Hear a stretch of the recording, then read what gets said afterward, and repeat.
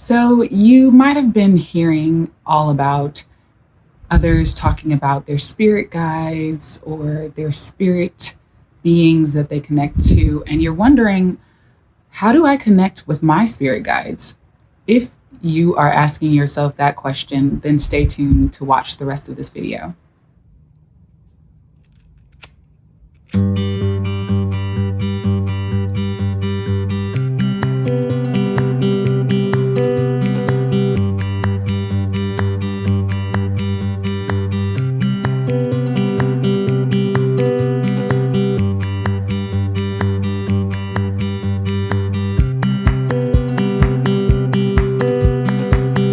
Hello, hello, hello,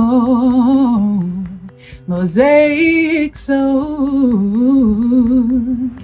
Hi, I'm Rachael Alexander, artist and Mosaic Soul mentor, aka spiritual teacher with flair at indigoray.com and founder of Divine Earth School at divineearthschool.com. And in today's video, I'm going to be talking all about how to connect with your spirit guides. So in this video, I really wanted to tune in to my spirit guides because they're always here and kind of share with you what they wanted to transmit. So really, it's not going to be me sharing as much as I'm going to share what they want to come forth. And if they ask me to share or I feel inspired to share, I'll share a little bit on my experience on how I connect with them or just tune into them, right? So I'm just going to close my eyes and sort of tune in. I say we love this question because it is such a beautiful one. Many of you who will be watching this video have felt a desire to connect to something greater than yourself, to feel more guidance and feel more certainty throughout your lives.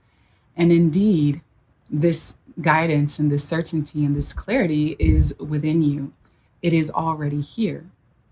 And so when you ask this beautiful question, how can I connect with my spirit guides? We understand from where this question comes from. But beloved, we would like to point out that this question comes from a slight misperception that you are not already connected. There is no way that you can not be connected to all that you are and all that we are, for we are all one. We are all divine beings. And you, in your particular experience, are having this human experience. Some of us have journeyed, they're saying some of us have journeyed and experienced life on the physical human plane, and others of us have not. Those that have not, you tend to call them angels. And ultimately, we are all one. We have different roles and different aspects that we help you with. But ultimately, we would like to simplify this process for you. Many of you have divine gifts that will be expressed in your human form in different ways. But many of you are also connected to all that you are and will tune into all that we are in various different ways. As for instance, Rachel communicating with you right now, she's hearing us mostly through a clairaudient, as you would call it, experience, a very clairaudient and clairsentient sort of experience.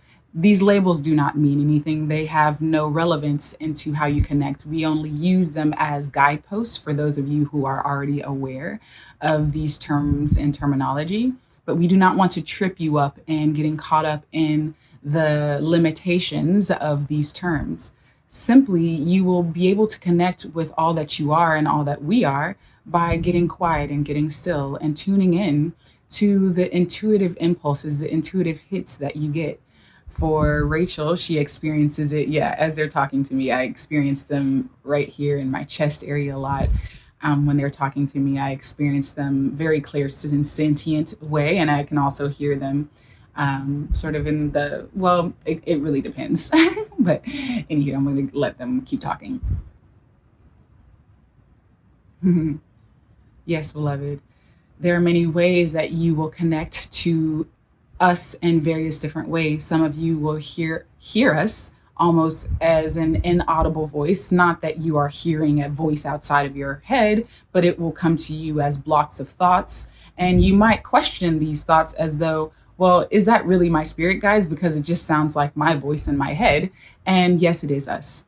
You are not connecting with some force outside of yourself that is ill intentioned. Trust this inner guidance, trust these inner impulses that you get. You may also experience our guidance through clairsentience, as Rachel does as well, through the physical apparatus that you call your body, your human physical body. You'll feel certain nudges, and certain emotions and certain senses, and that will be guidance as well. Also, you will experience sort of a clear knowing, something where you just know, and it's a simple knowing. You don't know how you know, but you know. That is also us as well. And when we talk about us, we would like to clarify, because many of you are shifting and expanding into higher states and levels of awareness and consciousness. And in this video, we would like to share that there is truly no separation. And this is why we would like to answer the question, how do you connect to your spirit guides, or how can you find out who your spirit guides are? For many of you who will watch this video, it will resonate with you not to actually have to know specific names or specific entities, for these are all human things that you play with on your playground, names and labels and classifications and categorizations. These are all labels and things that you play with, but in your spirit form, these things do not matter. You are in your spirit form, it is known. Everything is instantly known. There is no need for labels and separations and categorizations, but we understand why you use them in your human form. So we simply ask you, if it resonates with you, to let go of the need to find out names and specific entity names when it comes to connecting to your divine team, your spirit guides, the divine beings that were sent with you on your specific journey. The names do not matter as much as the contract and the agreement that you have made with us prior to coming through into your human form. You have made prior agreements with us already that we would be connecting and guiding you throughout your human journey. And another aspect of understanding the fact that we are not separate from who you truly are, we want you to know, beloved, that you are also a divine being. You might call us your higher self. These labels do not matter to us. We do not care about what label you use. Use whatever label feels most resonant with you. And so in that, we say the labels do not matter as much as the fact that you are connecting with that which you truly are. All that we are is all that you are. You are just simply expressing yourself in this human form, in this beautiful expression of the divine, in this 3D dimensional reality. And so it is with that level of awareness and understanding that we would like to present this information. And going back to the guidance as to how to connect with us, you are already connected, beloved. We ask that you trust this. We ask that you know that you are already connected. You are already tapped into all that you truly are. It is because you have been conditioned to believe or to look outside of yourself. In many of your religions, you are conditioned to look outside of yourself for guidance and look outside of yourself for reassurance. But the guidance and the clarity that you seek is within. You are indeed a divine being. And as a divine being, you are connected to us as we are also divine beings. We are also spirit beings when we say divine. And you're human, and your human form, your human form is also a divine being as well. And so this is the guidance that we wanted to share with you as you are starting to connect to more and more of who and what you truly are. Know that you are not separate. Know that you are never not connected to us, even when you don't feel that we are near, even though maybe you can't hear us as though Rachel can, even maybe if you don't feel us as a physical sensation, or maybe you can't see us, and maybe you feel as though you can't. Clarification. You feel as though if you can't, but you are all divine beings in your spirit form, in your non-physical identity as a non-physical being, having this physical human experience. You're always connected to us. So even in your physical form, beloved, you are always connected. So we wanted to share this information and let you know that you can start to play with the connection, start to tap in, maybe grab a journal. They're signifying me to grab my journal and show you. I don't know where it is. Maybe you can grab a journal and start to utilize a pen and paper and start to write down any insights that you get from us. Start to play with this more, beloved. Maybe grab your phone and record and hear what you hear or what you feel, the clarity or guidance that you are receiving. The more you tune into us, the more you tap into us, the more you will feel connected, and the more you will actually tune in to all that you truly are. It's not that you are not connected. You are always connected. It's more so you're learning to tune in to the frequency of all that we are and all that you ultimately are. It's only because of your conditioning for many, many years that you have not been able to connect in a more conscious and aware way. But for many of you, we have always been guiding you to the best of our ability. But now that you have this desire to connect more fully and more aware of who and what you truly are and all that we are, we say simply tune in to us. We are never not with you. We are always with you. You are never alone. And it is with this love, gratitude, and appreciation we say to you, continue to follow your heart, continue to follow your highest excitement, your passions, your interests, and know that in this heartfelt guidance and this heartfelt inspiration that you start to lead your life through, we are always there guiding you, giving you more clarity, giving you more levels of certainty and more awareness around all that you truly are, such that your human form and your human experience becomes more and more effortless, more and more in harmony, and more in love. And it is with this level of gratitude and appreciation that we share this message with you.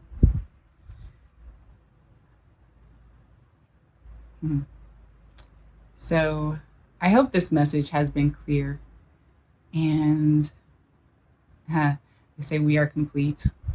Another aspect of this that I wanted to share is this idea of letting go of the idea that there's a right and wrong way to connect to your spirit guides. There is no right or wrong way. There's as many as there are of us on the planet. There are infinite number of ways in which you can tap in and tune into all that you truly are and how that is expressed in your human form. So I wanted to share that as well to sort of give you guidance into how to tap in to your spirit guides. One is letting go of this idea that you're not already connected. Two, it's letting go of this idea that there's a right or wrong way to connect to your spirit guides. You're always, like they said, you're already connected. So it's more so, how do you tune in, right? So how do you tune in is understanding that there are various ways through our different clairs, and there are probably more ways than that. But that's all like my physical human mind can kind of come up with as to give you guidance in. But knowing that, there's several ways in which letting go of this idea that there's a right or wrong way. And then third, just starting to be more playful with it, right? Utilizing a journal if you want, meditating a little bit more, asking for clarity. And maybe if you're sitting down with your journal or using your phone to record or whatever, getting quiet and getting still. And then maybe starting with asking a question and seeing what you hear or feel or see back, right? Like those kind of main three that kind of come, or clear, cognizant, or that inner knowing. See what kind of comes up. And if you ask a question, and then sort of write down the answer and start to trust what inner guidance you are receiving, and that's really the fourth step, really, is start to trust the inner guidance that you're receiving. Like they said, you are divine. And so the guidance and the clarity that you're looking for is always within. And so trusting your inner guidance, trusting this intuition, trusting the communication that you're receiving in whatever way it shows up for you is how you start to really tune in to all that you truly are, to all that we all truly are, right? Your spirit guides, you like to call them spirit guides, whatever, it really doesn't matter. And then fifth, take it or leave it. As I always say, flow with what feels good, let go of what doesn't. Let go of the need to try to figure out a name. If finding a name is like super important, they will give you a name, right? Like they will give you names. Like I remember once when I was like curious about it out of like whatever. I was curious about it for like a day. And I asked them, so what are your names? And I remember they gave me like 4 or 5 names. Honestly, I don't remember what those names are. I rarely ever use them. And like they said, they don't really care. So a lot of times I bounce back and forth between saying my spirit guides, my divine team, my higher self. It's all the same, honestly. I know that there are entities that are here that we're all sent here with with like a posse, a spiritual posse, if you will. But to me, the labels and categorization and stuff really doesn't matter to me. It's all about what's the end result? What am I looking to gain clarity on, right? And does the message and the communication that I'm receiving resonate for my journey? And 100% of the time it does. So I hope that these words have been helpful for you. Yeah, so that's basically all I wanted to share. There's